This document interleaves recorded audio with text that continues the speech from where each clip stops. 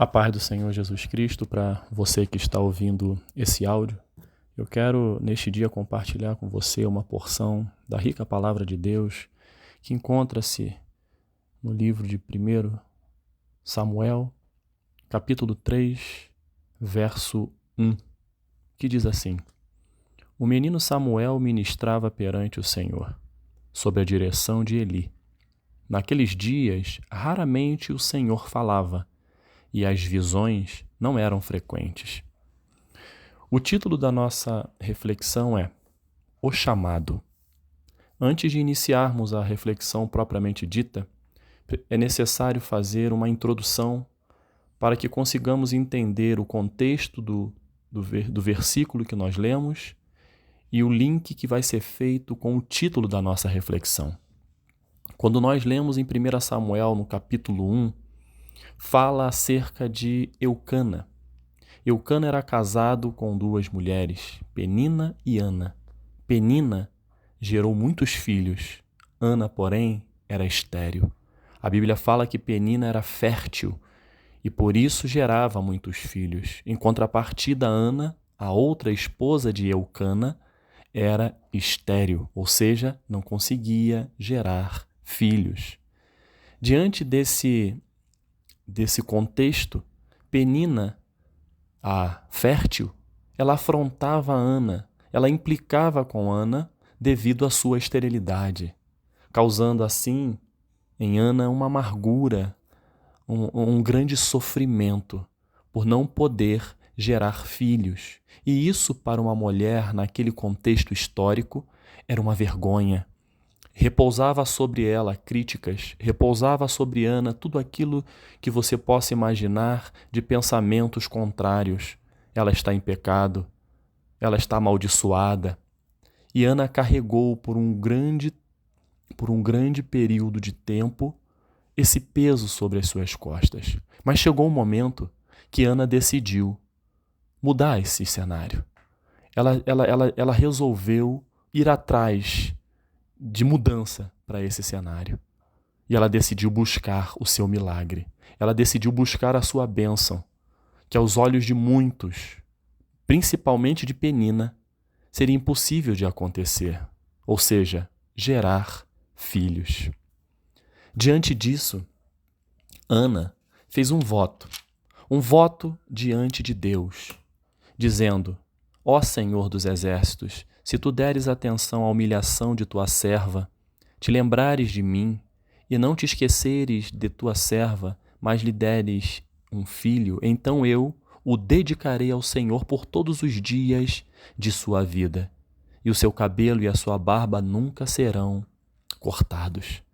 Aqui eu aprendo algo muito importante que a palavra de Deus nos ensina e Ana praticou. Ela fez um voto diante de Deus com fé, buscando em Deus uma resposta para aquilo que ela estava precisando.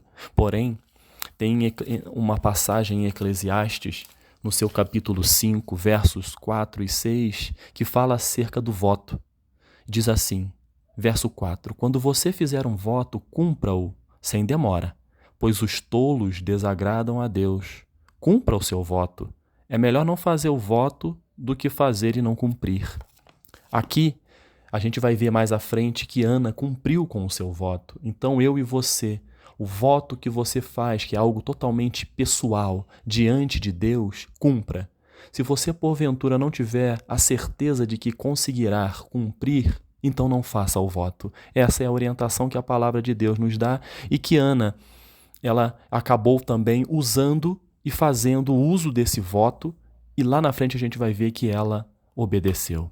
Diante desse cenário, Ana estava buscando a Deus, em oração, em súplica, em clamor. Ela foi ao templo buscar a presença de Deus para alcançar a sua vitória, não sendo compreendida naquele momento pelo próprio sacerdote Eli, que quando a viu ali orando, chorando, balbuciando, ele não conseguia ouvir, mas via que a boca de Ana se mexia e ele achou que ela estivesse bêbada.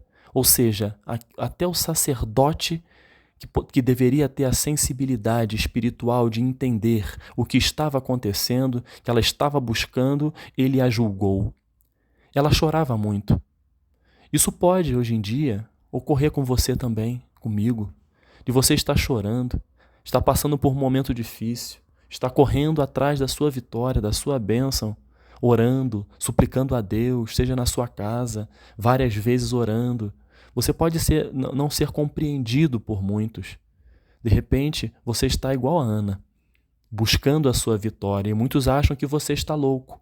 Tudo isso é em vão, é impossível de acontecer. Mas ela não se preocupou com as vozes contrárias e seguiu buscando a Deus, crendo que receberia a sua bênção. Quando nós lemos no capítulo 1 de 1 Samuel, verso 20, diz que Ana engravidou, e no devido tempo deu à luz um filho, e deu-lhe o nome de Samuel, dizendo: eu o pedi ao Senhor.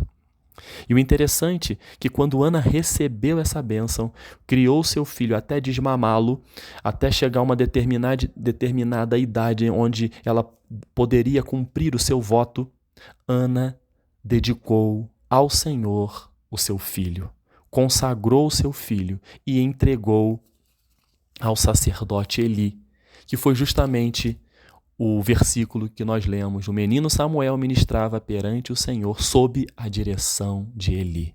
Samuel estava sob os cuidados do sacerdote Eli. Para quê? Para aprender as coisas de Deus, para aprender a servir no templo, para aprender tudo aquilo que era concernente à obra de Deus. E quando nós lemos no versículo 1 de 1 Samuel 3, nos mostra também que naquele tempo raramente o Senhor falava. E as visões não eram frequentes, ou seja, Deus estava naquele momento à procura de alguém para ser a sua boca naquele lugar, para fazer a diferença naquele povo. E nesse momento a gente consegue ver a necessidade que aquele povo tinha de ouvir a voz de Deus.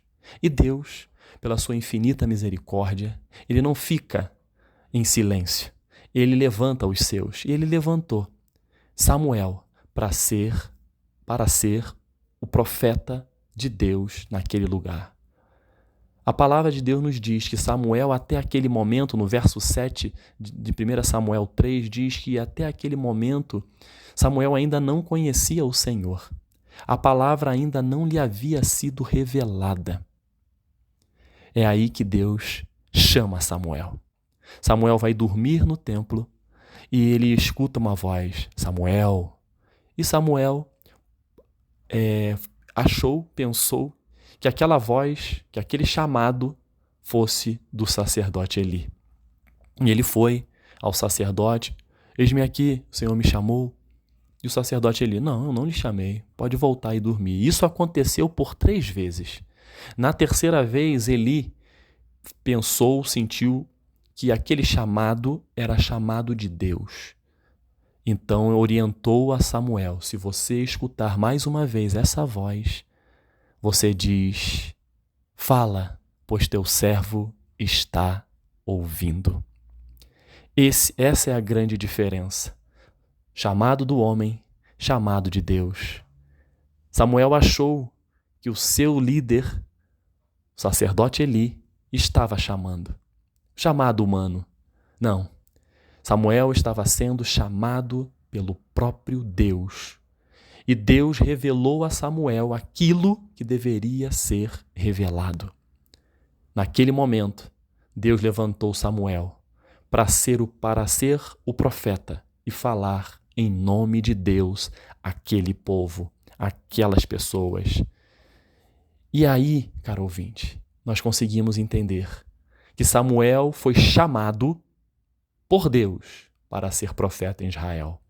Para que você tenha uma noção, esse chamado foi tão importante que foi Samuel que ungiu Saul e Davi como reis sobre Israel. Deus, caro ouvinte, tem um chamado para cada um de nós. Ele tem um chamado para todos aqueles que buscam a sua presença e entendem a responsabilidade do reino de Deus. Deus nos dotou de dons e talentos para que pudéssemos servir no seu reino, para que pudéssemos dedicar a Ele a honra e a glória que Ele merece em obediência. Então, você tem um chamado. Eli, por exemplo, foi chamado para ser sacerdote. Os seus filhos também foram chamados para serem sacerdotes. Mas os filhos de Eli eram ímpios. Eles não se importavam com o Senhor e realizavam atos abomináveis no templo, roubavam as ofertas que eram oferecidas no templo, por exemplo. E aí vem algo interessante. Você tem um chamado. Nós temos um chamado. Mas o que temos feito com o chamado de Deus para as nossas vidas? Será que estamos nos assemelhando a Samuel, onde entendeu o chamado de Deus, ou somos como Eli, que passava panos limpos nas coisas erradas que seus filhos faziam? Ou somos iguais aos filhos de Eli, que não temos o temor e o tremor diante de Deus e não conseguimos entender o chamado dele para a nossa vida? O que temos feito com o chamado de Deus para as nossas vidas? Então, hoje, Deus nos chama. Deus chama a todos ao arrependimento. Arrependimento do pecado, do erro, né? Quando nós erramos o alvo. Deus nos chama a esse arrependimento. Hoje, Deus chama a cada um de nós a um relacionamento íntimo com Ele. Quando lemos em Isaías, no seu capítulo 55, no verso 6, versículo muito conhecido que diz: busquem o Senhor enquanto é possível achá-lo, clamem por Ele enquanto está perto.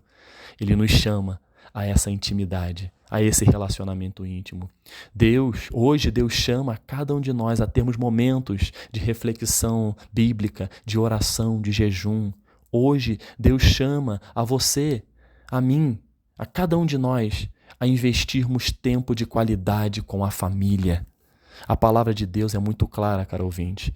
Em 1 Timóteo, no capítulo 5, no seu verso 8, diz assim: se alguém não cuida de seus parentes, especialmente de sua própria família, negou a fé e é pior que um descrente. Então hoje, Deus chama a você a cuidar da sua família, a ter tempo para a sua família, a investir na sua família.